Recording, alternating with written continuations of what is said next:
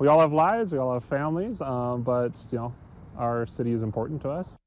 These midterm elections are just hours away, but volunteers are still working into the night to reach out to voters. Valley News Team's Veronica Marshall spoke with those volunteers about their last efforts to campaign.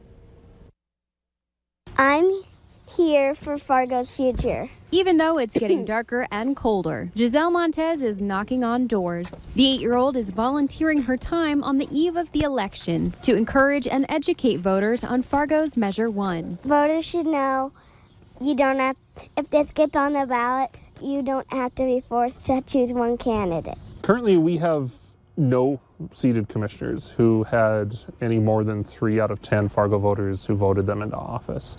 And Fargo Measure 1 will help us to make sure that to get into office, you have to have broad support. Hi, how are you? Volunteers say Fargo's Measure 1 would reform the city's voting system, and knocking on doors is the perfect way to reach residents. It's important to have real conversations with real voters. We can't just rely on throwing ads at people.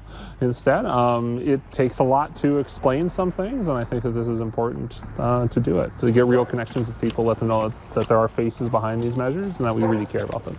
And it isn't just local issues. Heidi Heitkamp's campaign tells me they've shattered records with the number of volunteers who have joined them to knock on doors. You knock on so many doors, but you get that one every now and then that you make a difference, and you get every vote counts. Every vote counts. So whether you're knocking on doors, hi, how are you? or answering them, the message is the same. If you had one message for voters, what would you tell them? You can do this. In Fargo, Veronica Marshall, Valley News Live. We reached out to Kevin Kramer's campaign about their efforts to reach voters this election eve, but we haven't heard back.